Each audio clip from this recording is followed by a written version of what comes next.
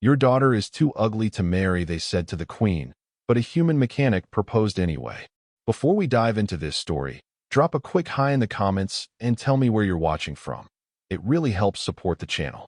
In the royal palace of Valerian, where crystalline towers stretched toward twin moons and courtiers draped themselves in garments worth more than starships, Queen Thessera held her daughter's hand and felt her heart break for the 1000th time. Princess Kayla stood beside her mother with the quiet dignity that had become her armor, her scaled features set in an expression of practiced indifference as yet another diplomatic envoy politely declined the proposed alliance. The Torvan ambassador bowed low, his forearms sweeping in a gesture of regret that fooled no one. His words were carefully chosen, diplomatically wrapped, but their meaning cut like a blade. Cultural incompatibility, he called it. Aesthetic differences too profound to overcome. The alliance would be politically sound, he admitted, but his prince required a consort whose appearance aligned with Torvan standards of beauty. He never said the word ugly. He didn't have to. Queen Thessera watched him leave, then turned to her daughter. Kayla's scales, which should have shimmered with the iridescent beauty typical of their species, were mottled and dull, a genetic anomaly that occurred in less than 1% of Valerian births. Her facial ridge was asymmetrical, her eyes set slightly too far apart. By the exacting standards of the Galactic Court, where beauty was currency and appearance determined destiny, Princess Kayla was considered unmarriageable. "This isn't fair, Kayla," Thessera said softly, squeezing her daughter's hand. Kayla smiled, and in that smile was a strength that made Thessera's chest ache with pride and sorrow in equal measure. "Life rarely is, mother. I've made peace with it." But Thessera had not made peace with it. She had spent 20 cycles watching her brilliant, kind, wickedly funny daughter be rejected by suitors who never bothered to know her. Kayla spoke 7 languages fluently, could debate galactic law with the sharpest legal minds, played the resonance harp so beautifully it made grown warriors weep, and had a laugh that could light up entire rooms. None of it mattered. They saw her face and made their excuses. The Royal Mechanics Bay hummed with activity, as always, a controlled chaos of repairs and maintenance that kept the palace fleet operational. Logan Hayes wiped coolant from his hands and squinted at the thruster assembly he'd been rebuilding for the past 6 hours. The yacht belonged to some duchess or another. He'd stopped trying to keep track of the nobility. To him, they were just names on work orders, vessels that needed fixing. "Hey Hayes, you about done with that?" His supervisor called from across the bay. "We've got the royal cruiser coming in for routine maintenance." Logan grunted acknowledgement and torqued down the final connection. The thruster assembly clicked into place with a satisfying sound that meant he'd done the job right. He'd been working in the Palace Mechanics Bay for 3 standard years now, ever since his transport ship had broken down in Valerian space, and he'd fixed it using nothing but spare parts and what his grandfather called good old human ingenuity. The Queen's chief mechanic had been impressed enough to offer him a job on the spot. It was good work, steady pay, and the Valerians treated him fairly. Better than fairly, if he was being honest. They were curious about humans, asked endless questions about Earth and the Terran systems, and seemed genuinely entertained by what they called his peculiar problem-solving methods. Logan just called it making do with what you had, a skill learned from growing up on a colony world where the nearest parts supplier was 3 weeks away by jump. He was cleaning his tools when he heard the commotion near the bay entrance. Raised voices, the sharp tone of distress. Logan looked up to see a small group clustered around someone on the ground. Without thinking, he grabbed his emergency kit and jogged over. "Move back, give her air," he said, pushing through the crowd. On the ground was a Valerian woman, her breathing labored, her scales taking on the grayish tint that meant oxygen deprivation. He recognized the signs immediately. Atmospheric incompatibility, probably a failed personal environment regulator. "Someone get medical, now," Logan barked, already pulling out a portable oxygen unit from his kit. He'd added it months ago after a similar incident with a visiting Aquarian dignitary. The Valerian woman's eyes were unfocused, panicked. Hey, look at me. You're going to be fine. This is oxygen. It's going to help." He fitted the mask over her face, adjusting the flow. Within seconds, her breathing eased, color returning to her scales. The crowd around them had gone very quiet. Logan was too focused on his patient to notice. That's it, just breathe. Nice and slow. You're okay. The woman's eyes met his, and Logan saw intelligence there, and gratitude, and something else he couldn't quite identify. She was unusual looking, even by Valerian standards. Her scales were modeled rather than uniform, her features asymmetrical. Logan thought it gave her character, made her face interesting in a way the cookie-cutter perfection of the nobles sometimes lacked. The medical team arrived, a flurry of activity and professional competence. They took over, but not before the woman reached out and touched Logan's hand, a gesture of thanks. He nodded, gathering his equipment. Just another day in the palace, he thought. Save a life before lunch, rebuild an engine after. It wasn't until later, when his supervisor pulled him aside with an expression somewhere between awe and horror, that Logan learned the woman he'd saved was Princess Kayla, the Queen's only daughter. And it wasn't until 3 days later, when a royal summons arrived requesting his presence at a formal dinner, that Logan began to realize his life was about to get very complicated. The formal dinner turned out to be anything but. Logan had expected a massive banquet hall full of stuffy nobles, but instead he was ushered into a private dining room where Queen Thessera and Princess Kayla waited. The queen was imposing in the way that true power always is, her scales shimmering with the colors of deep space, her bearing regal but not cold. Kayla sat beside her mother, and when she saw Logan, she smiled. "Mr. Hayes," the queen said, gesturing to a seat. "Thank you for coming. Please sit. I wanted to personally thank you for your quick thinking and action 3 days ago. You saved my daughter's life." Logan sat, feeling wildly out of place in his clean but simple work clothes. "Just did what anyone would do, Your Majesty." "Anyone did not," Kayla said, her voice warm with a hint of amusement. 17 people stood and watched. You were the only one who acted. The dinner was surprisingly pleasant. The queen asked about his work, about Earth, about what had brought him to Valerian. Logan found himself relaxing, telling stories about growing up on a colony world, about learning mechanics from his grandfather who could fix anything with duct tape and sheer stubbornness. Kayla laughed at his stories, asked intelligent questions, challenged some of his assumptions about galactic politics in ways that made him think. He found himself watching her as she spoke. She was animated when she talked about things she cared about, her hands moving expressively, her eyes bright with passion. She had opinions about everything, it seemed. Strong opinions, backed by knowledge and wit. Logan liked that. He'd grown tired of people who agreed with everything just to be agreeable. As the evening wore on, Logan realized he was enjoying himself more than he had in months. Maybe years. When it was time to leave, Kayla walked him to the door. "Thank you again," she said, "for saving my life, but also for this evening. It was nice to talk with someone who doesn't treat me like I might break." Logan looked at her, puzzled. "Why would anyone think you'd break? You seem pretty solid to me." Something shifted in Kayla's expression, a vulnerability quickly hidden. "You'd be surprised, Mr. Hayes." Over the following weeks, Logan found reasons to be in parts of the palace where he might accidentally run into the princess. She found reasons to visit the mechanics bay. They talked about everything and nothing. She showed him the palace gardens, explained Valerian history, taught him phrases in her language that made the other mechanics laugh. He showed her how to rebuild a motivator core, explained human music, made her laugh with stories about the terrible decisions of his youth. Their friendship deepened with each passing day. Logan learned that Kayla had a photographic memory and could recite entire legal codes from memory.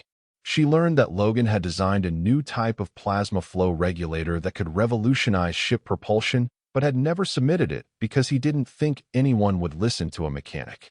They spent hours in the palace library, Kayla reading ancient texts while Logan sketched designs, occasionally looking up to debate philosophy or argue about the best way to approach first contact protocols with newly discovered species. One afternoon, Kayla brought her resonance harp to the mechanics bay. The other workers stopped what they were doing to listen as she played, the crystalline notes filling the vast space with haunting beauty. Logan watched her face as she played, saw the way she lost herself in the music, the way her usual guardedness melted away. When she finished, there was a moment of perfect silence before the mechanics erupted in applause. "That was incredible," Logan said. "Why don't you perform more often?" Kayla's expression shuddered slightly. People don't come to hear me play. They come to gawk at the unusual princess, to whisper about how sad it is that someone so unpleasant to look at has such talent. After a while, I stopped giving them the opportunity. Their loss, Logan said firmly. That was one of the most beautiful things I've ever heard. Another time, Logan took Kayla to a street market in the city, far from the palace and its judging eyes. She wore a simple cloak with the hood up, and for a few precious hours, she was just another person browsing stalls of exotic foods and handmade crafts. Logan bought her a small carved figure of a mythical Valerian creature, and she laughed with delight, tucking it into her pocket like a treasure.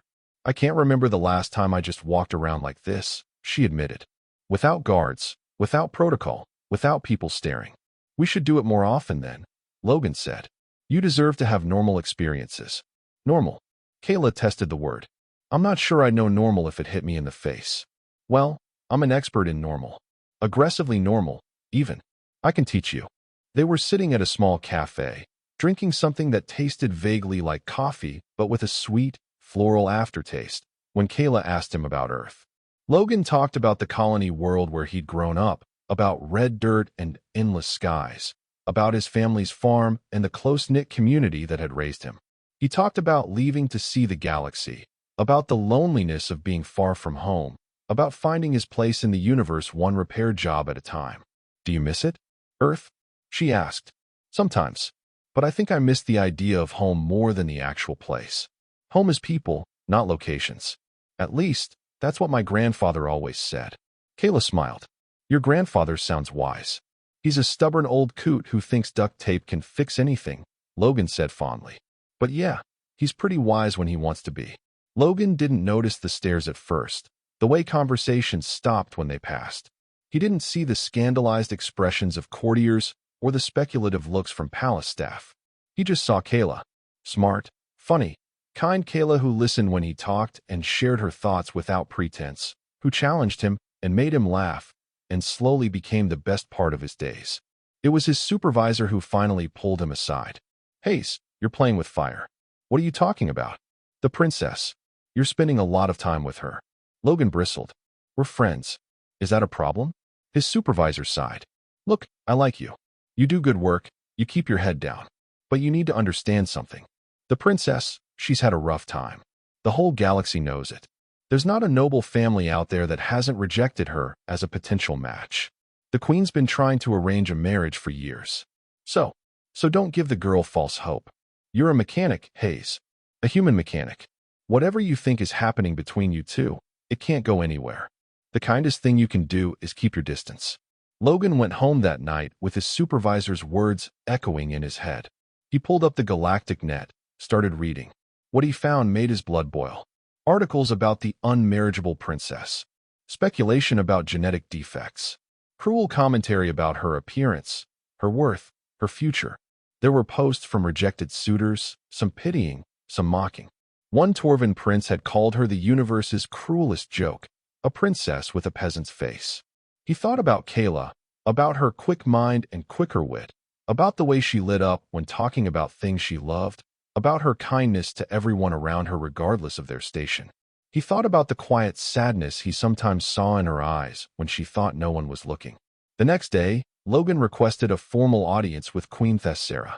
The queen received him in her private study, a room lined with books and star charts. She looked tired, Logan thought. The kind of tired that came from carrying impossible burdens for too long. Mr. Hayes, she said, this is unexpected. Is something wrong with the fleet? No, Your Majesty. The fleet's fine. I'm here about something else. Something personal. Thessera's expression grew guarded. Go on. Logan took a breath. I want your permission to court your daughter. The silence that followed was absolute. The queen stared at him as if he'd suddenly started speaking in tongues. Finally, she found her voice. You want to what? Court Princess Kayla. Formally. With the intention of marriage, if we suit. Thessera stood, walked to the window. When she spoke, her voice was carefully controlled. Mr. Hayes, I appreciate what you did for my daughter. I'm grateful for your friendship with her. But you don't understand what you're asking. Then explain it to me. The queen turned, and Logan saw pain in her eyes. My daughter has been rejected by every suitable match in this sector of the galaxy. Princes, nobles, wealthy merchants. All of them took one look at her and found reasons to decline. Do you know what that does to a person? To be told over and over that you're not good enough, not pretty enough, not worthy of love? Yes, Logan said quietly. I grew up on a colony world, Your Majesty. I'm the son of farmers. I've been told I'm not good enough my whole life. That's not what I see when I look at your daughter. What do you see? I see someone brilliant who can argue galactic law better than most lawyers. I see someone who plays music that makes me feel things I don't have words for. I see someone who's kind to mechanics and gardeners and everyone the nobles ignore. I see someone who makes me laugh and makes me think and makes me want to be better than I am. She's not beautiful by galactic standards. Beauty standards are stupid, Logan said bluntly. Begging your pardon, Your Majesty, but they are. Back on Earth, beauty standards change every generation. What's considered attractive in the Terran systems would be ugly in the Andromedan cluster and vice versa. It's all made up, all arbitrary. What matters is what's here. He tapped his chest. And what's here? He tapped his head. Your daughter has both in abundance. You're human, Thessera said. The cultural differences alone would be enormous. The political implications of a princess marrying so far below her station would cause a scandal. Good, Logan said. Let them be scandalized.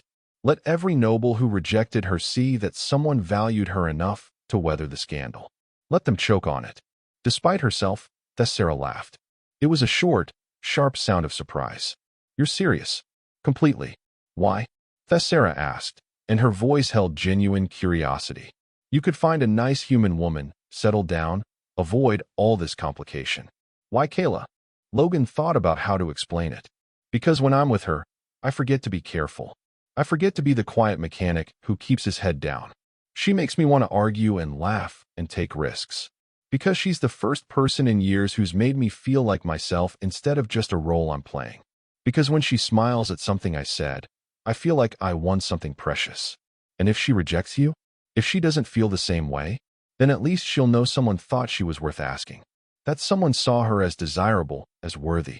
That someone looked at her and saw not a princess who couldn't find a match, but a woman worth fighting for. Thessera studied him for a long moment. I can't give you permission, she said finally. Logan's heart sank. But not because I don't appreciate what you're offering. I can't give permission because this isn't my choice to make. It's Kayla's. She's been denied agency in her own life for too long. If you want to court my daughter, Mr. Hayes, you need to ask her, not me. And if she says yes, then you'll have my blessing and my support. And fair warning that you're about to make some very powerful people very angry. Logan grinned. Good thing I'm just a mechanic then. Not much they can do to me that hasn't already been done. Logan found Kayla in the garden, sitting by the fountain that recycled water in an endless, soothing loop. She looked up when she heard his footsteps, and her smile was warm. Logan, what brings you to the gardens? Shouldn't you be elbow deep in some engine? He sat beside her, suddenly nervous in a way he hadn't been even when facing the queen. Kayla, I need to ask you something. She turned to face him fully, concern touching her features. Is everything all right? That depends on your answer. He took a breath. I know about the suitors. About all of them. I know what they said, what they think. Kayla's expression closed off, that armor of practiced indifference sliding into place. I see. And you wanted to what? Offer your pity? Assure me that I'm not as ugly as they say. No, Logan said firmly. I wanted to tell them they're all idiots. Every single one of them. Kayla blinked. What? You're not ugly, Kayla. You're different, yeah? Your scales don't match the standard pattern. Your features aren't symmetrical. So what? You know what I see when I look at you? I see someone whose eyes light up when she talks about things she loves. I see someone who's kind even when the galaxy's been cruel to her.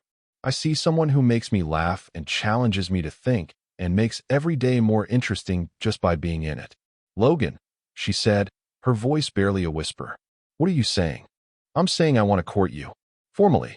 I want to take you to dinners and gardens and anywhere else you want to go. I want to argue with you about politics and listen to you play music and hear all your opinions about everything. I want a chance to see if this thing between us could be something real. You're human, Kayla said, as if he might have forgotten. You're a mechanic. I'm a princess. The scandal alone would be enormous. I know.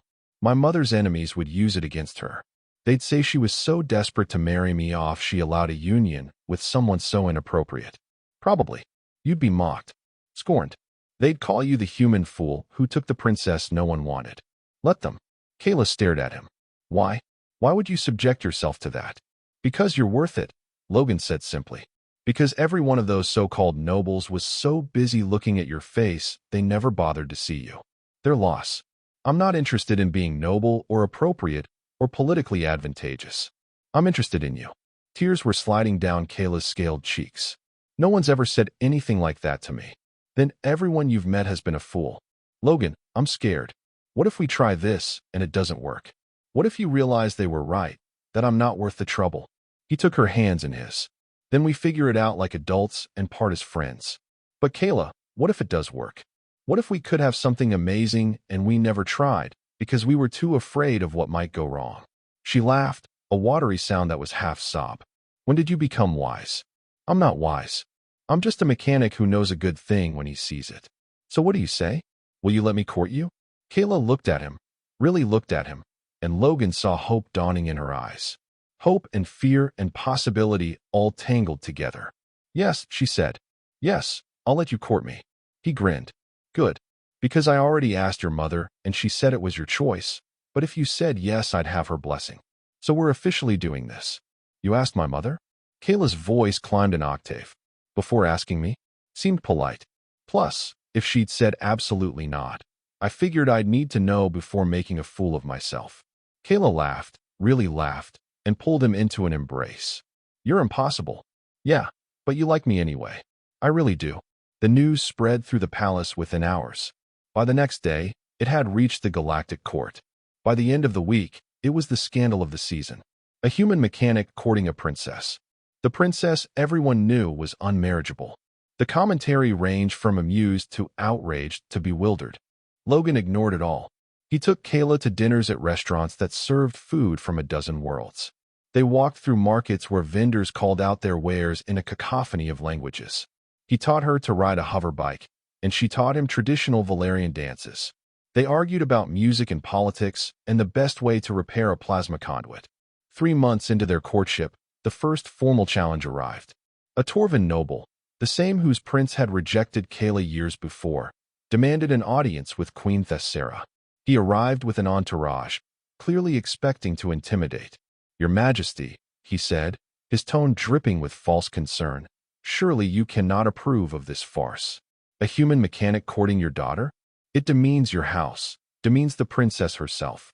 We all understand the situation is difficult, but this is not the solution. Thessera's expression was icy.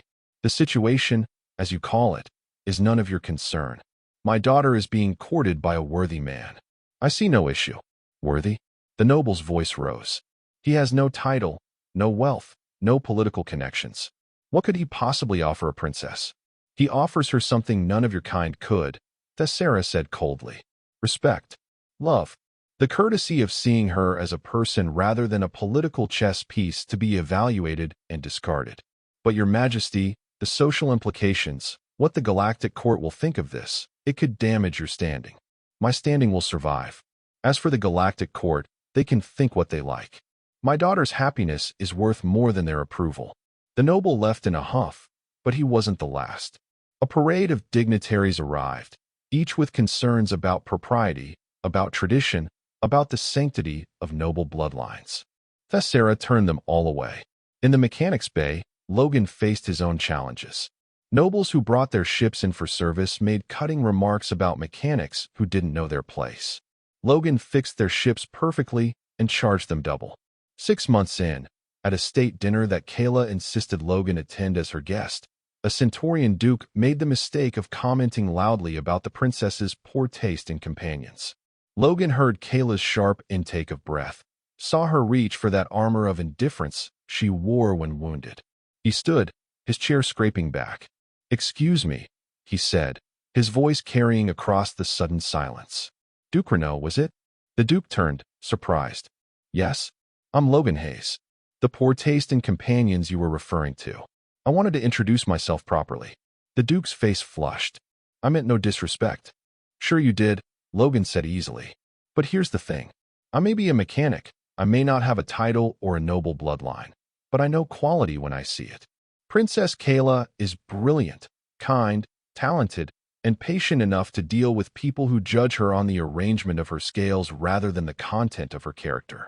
So yeah, maybe her taste in companions is poor, because she's willing to sit at a table with people like you who think it's acceptable to insult her in her own home. The silence was deafening. The Duke sputtered. Queen Thessera was watching with poorly concealed amusement. Kayla was staring at Logan with an expression he couldn't quite read. Furthermore, Logan continued, warming to his topic, I find it interesting that everyone in this room is so concerned about propriety and tradition and bloodlines, but not one of you seems to care about what actually makes a good partnership. Mutual respect, shared interests, the ability to make each other laugh, the willingness to support each other through difficulties. By those measures, Kayla and I are doing pretty well.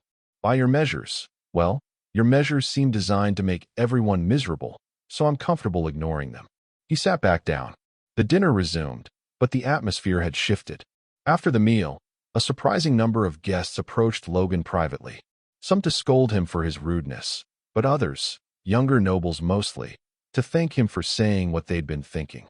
That was reckless, Kayla told him later, but she was smiling. You made an enemy tonight. I made several enemies. But I also made a point. No one gets to insult you in my hearing. Not without consequences. My hero, she said, but there was no mockery in it. Just warmth. A year into their courtship, Logan proposed. Not at a fancy state dinner or during a royal celebration, but in the mechanics bay where they'd first become friends. He'd built her something, a small device that looked like a music box but functioned on principles that combined human and Valerian technology. What is it? Kayla asked, turning it over in her hands. Open it. She did.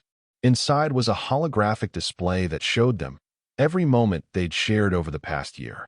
Walking through markets, laughing over dinner, dancing in the garden. The images cycled through, accompanied by music, a fusion of human and Valerian styles that Logan had spent months composing. Logan, this is beautiful. There's more. Watch. The final image was text, words in both their languages. Kayla, will you marry me? She looked up, tears streaming down her face. Yes. Yes, of course yes. Logan pulled out a ring, human custom, he explained, and slipped it on her finger. It wasn't expensive, just a simple band he'd machined himself, but Kayla looked at it like it was made of starlight. The wedding was planned for 3 months later. The Queen wanted to give the Galactic court time to adjust to the idea, time for the scandal to die down. It didn't. If anything, the announcement of an actual wedding made things worse. Delegations arrived to protest. Religious leaders claimed it violated sacred traditions. Noble families called it an insult to thousands of years of proper breeding protocols. Logan and Kayla ignored them all. They were too busy planning their life together, arguing over where to live, the palace or a house in the city, what kind of wedding to have, traditional Valerian or something more mixed, whether to honeymoon on Earth so Kayla could meet Logan's family or on some neutral pleasure world. 2 weeks before the wedding, the most serious challenge yet arrived. A coalition of noble houses, led by the same Torvan ambassador who had rejected Kayla years before, demanded a formal audience with the Queen and her council. They claimed, evidence that the marriage was inappropriate and should be forbidden. The council chamber was packed. Logan stood beside Kayla, holding her hand. Queen Thessera sat on her throne, her expression unreadable. The Torvan ambassador stepped forward. Your Majesty, honored council members, we come before you today with grave concerns about the proposed union between Princess Kayla and the human Logan Hayes. We have consulted with legal experts, cultural historians, and genetic specialists. The evidence is clear. This marriage should not proceed. On what grounds? Thessera asked, her voice dangerously quiet. On multiple grounds, Your Majesty. First, the genetic incompatibility. Humans and Valerians cannot produce offspring. This marriage would end your direct bloodline. My daughter's ability to produce an heir has never been dependent on her marriage, Thessera said. There are other options, as well you know. The ambassador pressed on. Second, the cultural differences are too vast. Human lifespans, social customs, dietary requirements. All of these create insurmountable obstacles to a successful union. Insurmountable, Logan said, unable to stay quiet, is a strong word for challenges that millions of mixed-species couples across the galaxy have overcome. You are not qualified to speak on this matter, the ambassador snapped. I'm qualified to speak on my own relationship. Thanks.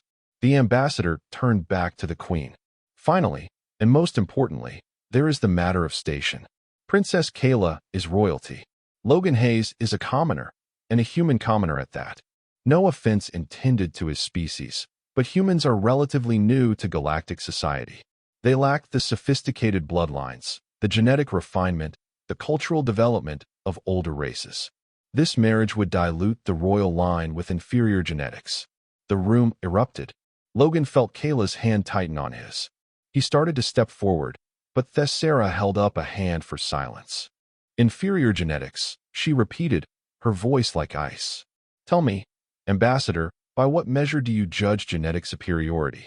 By the standards recognized throughout the galactic court. Lineage, genetic markers of intelligence and ability, absence of defects. I see. And my daughter, with her unusual scale pattern and asymmetric features, where does she fall in these standards? The ambassador had the grace to look uncomfortable. That is a separate matter, Your Majesty. Is it? It seems to me you're using the same flawed logic that labeled my brilliant daughter as unmarriageable. The same logic that values arbitrary physical markers over actual character, ability, and worth. Your Majesty, this is different. We're talking about the integrity of the royal bloodline. The integrity of the royal bloodline, Thessera said, standing now, her voice ringing through the chamber, will be just fine. My daughter is marrying a man who values her for who she is, who has defended her honor, who makes her happy. That man's genetics, his species, his social standing, none of that matters as much as the simple fact that he loves her and she loves him. But the traditions, the ambassador began. Traditions change, Thessera interrupted. They must, or they become chains that bind rather than guidelines that help. I have watched my daughter be rejected by dozens of suitors who were too blind to see her value. I have watched her suffer the cruelty of a society that judges worth by appearance and bloodline rather than character and deed. I will not watch her give up her chance at happiness because you and your coalition are uncomfortable with change. This is madness, another noble called out. You're letting personal sentiment override political wisdom. No, Thessera said. I'm letting wisdom override political convenience. You want to talk about genetic superiority? Let's talk about it. Humans have been part of galactic society for less than 200 years, yet they've made contributions to science, art, engineering, and diplomacy that rival species with millennia of development. They adapt, they innovate, they find solutions to problems the rest of us consider impossible. That mechanic you all sneer at? He's improved the efficiency of our entire palace fleet by 18% using techniques none of our supposedly superior engineers ever considered. Logan blinked. He'd submitted those modifications through normal channels, hadn't realized the Queen had been paying attention. Thessera continued. But more than that, more than his skills or his species' achievements, Logan Hayes has done something none of your noble suitors could manage. He looked at my daughter and saw her. Not a princess to be evaluated for political advantage. Not a genetic anomaly to be pitted or scorned. A person. A brilliant, accomplished, worthy person. And he valued her enough to face all of you, knowing you'd mock him and challenge him and try to tear him down. That, members of this council, is the kind of character I want in my family. The chamber was silent. The Torvan ambassador tried once more. Your Majesty, we only seek to protect you from making a decision you'll regret. I appreciate your concern, Thessera said, her voice softer now, but no less firm. But the only thing I would regret is denying my daughter this chance at happiness. The wedding will proceed as planned. This council is dismissed. The nobles filed out, some angry, some thoughtful, some clearly confused by the turn of events. Logan and Kayla remained standing, still holding hands. Thank you, Mother, Kayla said, her voice thick with emotion. Thessera smiled. Thank you for finding someone worth fighting for. The wedding day arrived with twin sunrise over Valerian, painting the sky in shades of purple and gold. The royal wedding venue, a massive garden amphitheater that could hold thousands, was filled to capacity. News crews from a dozen worlds had set up cameras. Half the galactic court had come, some to support the Union, others to witness what they considered a spectacular disaster in the making. Logan stood at the altar in a suit that blended human and Valerian formal wear, his heart pounding. His family had come from Earth, his mother crying happy tears, his grandfather grinning with pride. Friends from the mechanics bay filled several rows, cheering rowdily until the ceremony began. Then the music started, and Kayla appeared. She wore a gown that shimmered with embedded lights, traditional Valerian design modified to incorporate human elements. Her scales had been polished until they gleamed, and while they were still modeled and unusual by Valerian standards, Logan thought she'd never looked more beautiful. She walked down the aisle with her head high, her mother at her side, smiling at him with joy that made his breath catch. The ceremony was a fusion of traditions, human vows, and Valerian bonding rituals, promises spoken in both languages. When the officiant asked if anyone objected to the union, a few nobles shifted in their seats, but none spoke. Thessara's earlier defense had made the consequences of objection clear. Logan slipped a second ring onto Kayla's finger, this one more elaborate, set with a stone from his home colony world. Kayla gave him a Valerian bonding bracelet, intricately carved with symbols representing their joined future. They spoke their vows, Logan's voice steady despite his nerves, Kayla's clear and strong. "I promise to see you," Logan said, "to value you, to stand beside you against whatever challenges come, to make you laugh and to listen when you need to talk, to be your partner in all things. I promise to trust you," Kayla said, "to share my life with you honestly, to support your dreams and to build new dreams together, to love you not despite our differences, but because of them. By the power vested in me by the Valerian crown and recognized by the Galactic Federation," the officiant declared, "I pronounce you bonded partners, joined in marriage." They kissed to thunderous applause and more than a few tears. As they walked back down the aisle together, Logan saw the expressions on the noble guests' faces. Some were genuinely happy for them. Some looked uncomfortable but accepting. A few still showed disapproval. He didn't care. He had Kayla's hand in his, her smile lighting up her face, their future stretching before them full of possibility.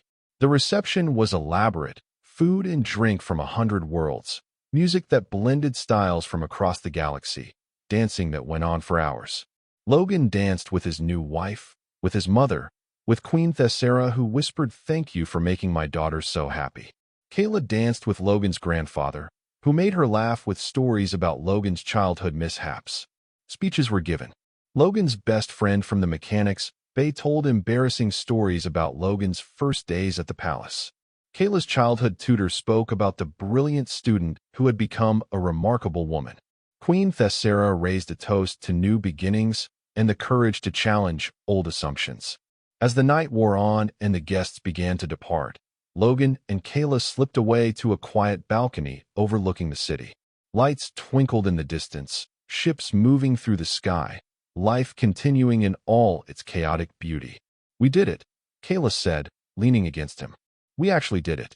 Did you doubt we would?" "Maybe a little. There were moments when I thought the pressure would be too much, that you'd realize what you were taking on and change your mind." Logan turned her to face him. "Kayla, listen to me. I meant every word I said. You're worth it. All of it. The scandal, the challenges, the disapproval. You're worth it all. Even if we can't have children of our own. Even if my genetics really are flawed." "Genetics aren't flawed," Logan said firmly. "They're just different. And as for children, we'll figure that out if and when we want to. There are options. Adoption, genetic combination therapy, or maybe we just fill our lives with other things that matter. We get to decide, together." "Together," Kayla repeated. "I like the sound of that."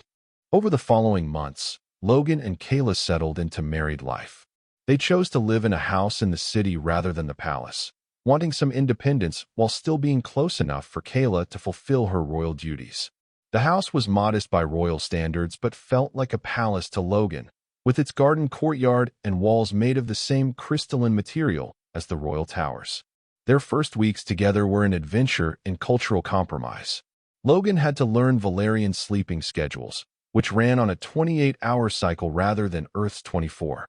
Kayla had to adjust to human food preferences, though she discovered a surprising love for pizza, which Logan introduced her to at a human-owned restaurant in the diplomatic quarter. They argued playfully about everything from the proper temperature for living spaces to whether it was acceptable to work on mechanical projects in the living room. Kayla won most arguments, but Logan claimed victory on the mechanical projects question after he promised to clean up thoroughly. Logan continued working in the Palace Mechanics Bay, though he also started consulting on designs for other royal houses who had heard about his improvements.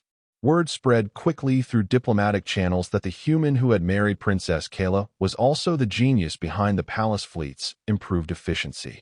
Suddenly, Logan found himself in demand as a consultant, fielding requests from nobles who had previously sneered at him. The irony wasn't lost on him. "Now they want my help," he told Kayla one evening. "Same people who said I wasn't good enough to court you are happy to pay me for my expertise." Kayla smiled. "Charge them triple. Call it a premium for short notice and previous rudeness." He did. No one complained. The money allowed them to fund several charitable projects that Kayla had been passionate about, including a scholarship program for students from low-income families and a medical clinic in the city's poorest district. The scandal of their marriage slowly died down, replaced by new gossip, new controversies. But the impact of what they'd done rippled outward in ways they hadn't anticipated. Logan started receiving messages from other humans in mixed-species relationships, thanking him for making their lives easier. Kayla heard from Valerians who had felt excluded because of their appearance, who told her that seeing their princess happy had given them hope. One evening, a young Valerian woman came to their door. She had scales that were even more mottled than Kayla's, and a facial structure that deviated significantly from the norm. She was trembling with nervousness but determined. "Your Highness," she said, "I just wanted to thank you. I've been engaged to a wonderful man for 2 years, but we kept it secret because his family would never approve. They think I'm ugly, that I would embarrass them. But after your wedding, he stood up to them. He told them that if you and Mr. Hayes could weather the scandal, so could we. We're getting married next month." Kayla embraced the woman, tears in her eyes. "I'm so happy for you. You deserve every bit of happiness." After the woman left, Kayla turned to Logan. "We did that. We helped make that possible." "No," Logan corrected gently. "You did that. By being brave enough to accept my courtship, by standing up in front of the Galactic Court and speaking your truth. I just asked a question. You changed the world. We changed it together," Kayla insisted. "That's the whole point." Other mixed-species couples, previously hiding their relationships or avoiding commitment due to social pressure, began coming forward. A human woman and a Centaurian man announced their engagement, citing Logan and Kayla's example in their public statement. A Valerian noble married a Terran diplomat in a ceremony that deliberately echoed elements of Logan and Kayla's wedding. Each new union was a small rebellion against centuries of rigid social structure, each couple another crack in the wall of prejudice. A year after the wedding, Kayla was invited to speak at a Galactic Court session on social reform. She stood before the assembled nobles and spoke about the arbitrary nature of beauty standards, about the harm done by rigid social hierarchies, about the importance of valuing character over appearance or bloodline. Logan sat in the gallery, watching his wife command the attention of beings who had once dismissed her without a second thought. "My husband is human," she said, "and I can hear some of you thinking that this diminishes me somehow, that I settled, that I couldn't do better. But I want you to understand something. Logan Hayes didn't marry me in spite of how I look. He didn't marry me because he pitied me or because he couldn't find a more attractive partner. He married me because he values intelligence, kindness, humor, and shared interests over arbitrary physical markers. He married me because he took the time to actually know me." She paused, her gaze sweeping the chamber, making eye contact with nobles who had rejected her, with diplomats who had whispered behind her back. How many of you can say the same about your own partners? How many of you chose your mates based on genuine compatibility rather than political advantage or social expectation? How many of you are truly happy in your carefully arranged, genetically approved unions? The silence that followed was profound. Several nobles shifted uncomfortably. A few looked thoughtful. One elderly Centaurian diplomat who had been married in an arranged union for 40 years stared at his hands, his expression unreadable. "I'm not saying all arranged marriages are bad," Kayla continued. "Some of them work wonderfully. Some people find genuine love and partnership in unions that began as political necessity. But a system that places more value on scale symmetry than on character, more importance on bloodline than on compatibility, is a system that needs reform. We can honor tradition while also acknowledging that some traditions cause harm. She told her own story then, speaking with raw honesty about the years of rejection, about the psychological toll of being told repeatedly that she wasn't good enough, wasn't pretty enough, wasn't worthy of love. She talked about the suitors who had looked at her for 30 seconds and made their excuses, about the comments she'd overheard, about the articles written discussing her unmarriageability as if she were a problem to be solved rather than a person with feelings. I internalized it, she admitted. I started to believe them. Started to think that maybe I really was defective, that maybe I didn't deserve love or partnership or happiness. And then this mechanic from Earth saved my life and didn't see any of the things everyone else saw. He just saw me, and he thought I was worth pursuing. Her voice broke slightly, and she took a moment to compose herself. Logan wanted to go to her, to offer support, but he knew she needed to do this herself. This is what courage looks like, he thought. Standing in front of your critics and telling your truth. We need to change, Kayla said firmly, her voice strong again. Not just for me, not just for the handful of people who don't fit the standard molds. For everyone. Because this system that judges worth based on appearance and bloodline, it hurts us all. It forces people into unhappy marriages for the sake of political alliances. It elevates the mediocre because they were born to the right families. It dismisses the brilliant because they don't look the right way. And it teaches our children that their value is determined by factors beyond their control rather than by who they choose to be. The speech became famous, quoted in news reports across the galaxy, dissected and debated in universities and diplomatic circles. Some praised her courage and honesty. Others called her naive, said she was trying to tear down thousands of years of tradition because of personal grievance. But the conversation had started, and it wasn't stopping. Young nobles began questioning their arranged engagements. Parents started considering compatibility alongside political advantage. Schools added discussions of social justice and arbitrary beauty standards to their curricula. It wasn't a revolution, not yet. But it was change, slow and stubborn and inexorable. It didn't change everything overnight. Social systems that had existed for millennia weren't going to transform immediately. But it started conversations, challenged assumptions, gave voice to those who had been questioning the status quo. 2 years into their marriage, Logan and Kayla decided to adopt. The decision came after visiting a refugee camp on the outskirts of the city, where displaced children from various conflicts waited in limbo for futures that might never come. Not a Valerian child or a human child, but an orphan who needed them most, regardless of species. They met Mira on a gray afternoon when the rain fell in sheets outside the camp administrator's office. She was 5 years old, a member of a species whose homeworld had been destroyed in a territorial war between two larger powers. Her people had been collateral damage, their planet rendered uninhabitable, their population scattered across refugee camps throughout the sector. Mira was one of only a few dozen children of her species known to have survived. She sat in the corner of the common room, clutching a worn stuffed animal that had seen better days, her large eyes watchful and wary. While other children played or cried or clung to caretakers, Mira simply watched, as if she'd learned that drawing attention was dangerous. Kayla knelt beside her, moving slowly, carefully. "Hello," she said softly. "My name is Kayla. What's yours?" Mira didn't answer at first. Then, so quietly Logan almost missed it, she said, "Mira. But nobody wants me. I heard the workers talking. They said I'm too sad, too damaged, that I'll never adjust." Kayla's eyes filled with tears. "I know how that feels. People said things about me too. That I was too different, too unusual, that no one would want me." Mira looked up, really looked at Kayla for the first time. "But you're a princess." "I am. And I was also told I was too ugly to marry, that I'd never find anyone who would choose me. But this man here," Kayla gestured to Logan, "he chose me anyway. He saw past what others called ugly and found me beautiful. Do you know what I see when I look at you?" Mira shook her head. "I see someone strong. Someone who survived something terrible.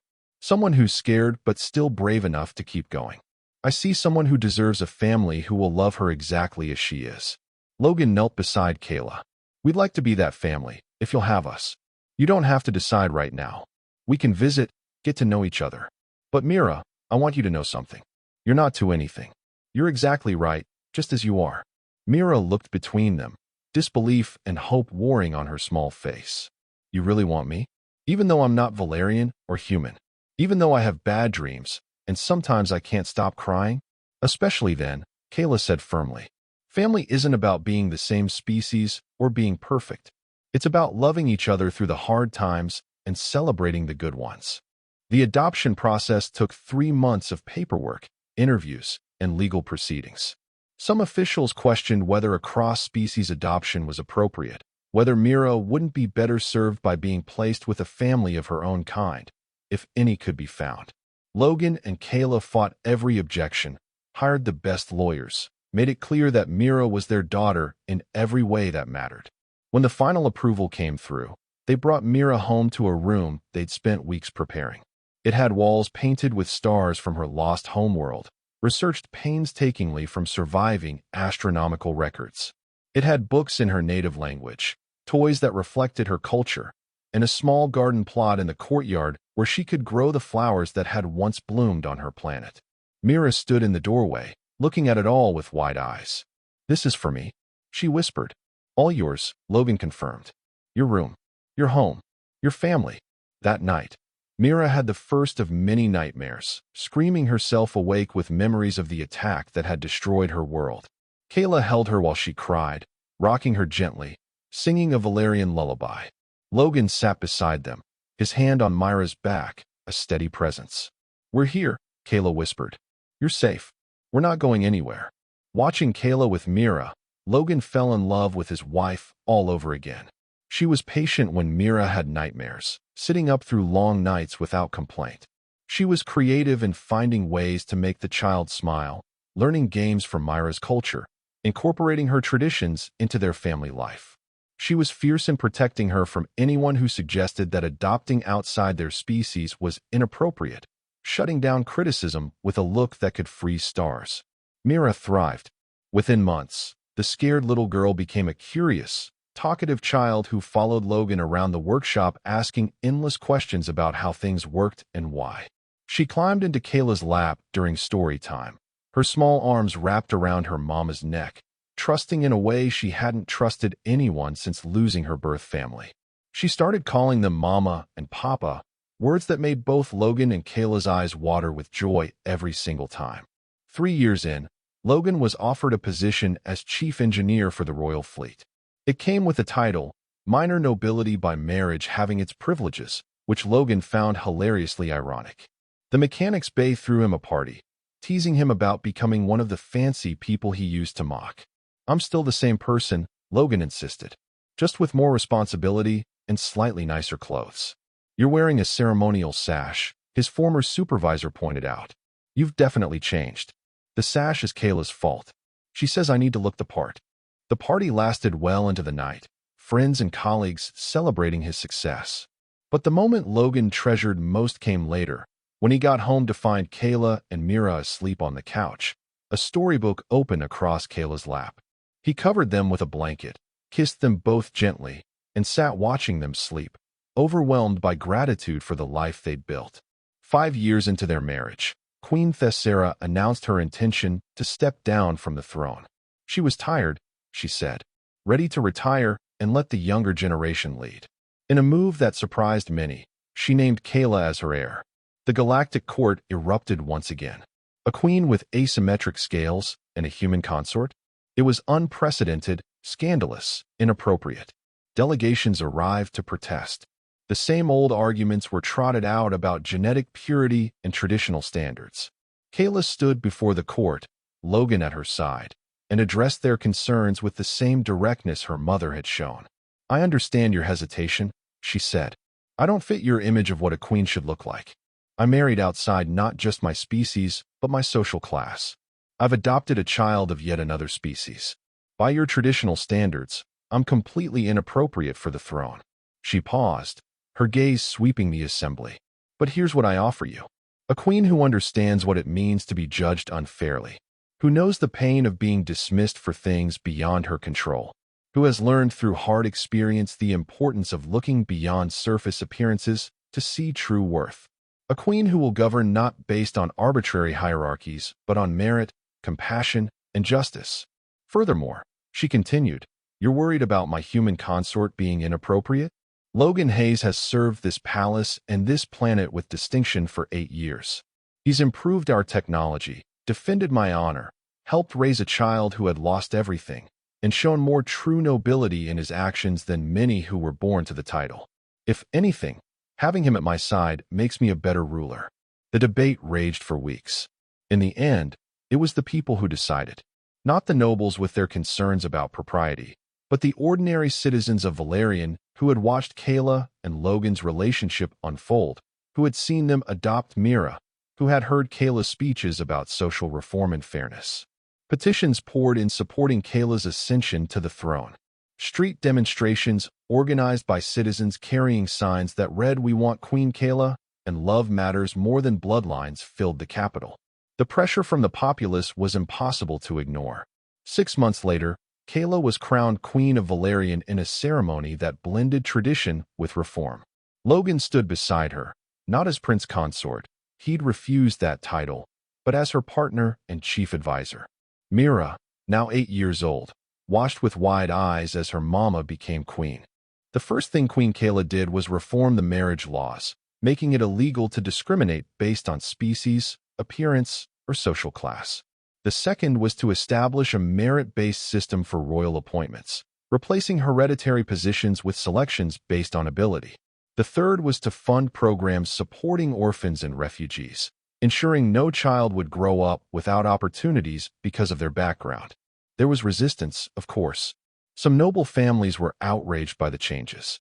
A few tried to organize opposition to undermine Kayla's authority. But the queen had learned from her mother's example and from her own experiences.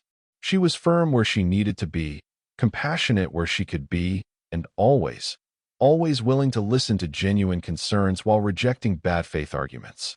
Logan supported her through all of it, offering perspective when she was frustrated, humor when she was overwhelmed, and unwavering belief in her capabilities. He still worked on engines when he needed to clear his head, still got grease under his fingernails, still preferred the company of mechanics to nobles. 10 years into their marriage, on the anniversary of their wedding, Logan and Kayla returned to the garden where he'd proposed. Mira was with Thessera, giving them a rare evening alone. They sat by the fountain, older now, with the lines and marks of a decade of challenges and joys, but still fundamentally the same people who had fallen in love over repair manuals and philosophical debates. "Do you ever regret it?" Logan asked. "The scandal, the fights, taking on someone so inappropriate?" Kayla laughed. "Every single day." His face fell until he saw her expression. She was grinning. "I'm kidding, you idiot. No, I don't regret it. This life we've built, it's better than anything I imagined back when I was the unmarriageable princess everyone pitted. I never pitted you. I know. That's why I fell in love with you." They sat in comfortable silence, watching the water cycle through the fountain, listening to the sounds of the city in the distance. Somewhere out there, couples were falling in love across species barriers, social classes, traditional expectations. Somewhere, children who looked different were growing up knowing that their worth wasn't determined by their appearance. Somewhere, the galaxy was slowly, stubbornly becoming a little bit better. "Did you ever think," Kayla said eventually, "when you were a mechanic fixing ships and keeping your head down, that you'd end up married to a queen?" "Honestly, no. I thought I'd fix engines until I retired, maybe get a little house somewhere quiet, grow old working on vintage ships for fun." "Would you have been happy?" Logan considered. "Maybe, in a small way, but nothing like this. This is better than I knew to dream. Even with all the politics and the nobles who still think you're inappropriate." "Especially with that," Logan said. "Watching you prove them wrong never gets old." They stayed in the garden until the twin moons rose, talking about everything and nothing, making plans for the future, remembering the past. When they finally headed home, they walked hand in hand, a mechanic and a queen, partners in every sense that mattered. The story of the princess everyone called too ugly to marry and the human mechanic who proposed anyway became legend. It was told in schools as an example of challenging unjust standards. It was referenced in political debates about social reform. It was whispered by young people considering unconventional relationships, proof that love could overcome prejudice. But for Logan and Kayla, it was just their life. Complicated, challenging, beautiful, and entirely their own. They built something real from the ruins of other people's expectations, created a family from love rather than genetics, changed a society by simply refusing to accept its limitations. Years later, when Mira asked her papa why he'd chosen to marry her mama when everyone said it was a bad idea, Logan's answer was simple. Because some things are worth fighting for, he said. Your mama was worth it then, and she's worth it now, and she'll be worth it every day for the rest of my life.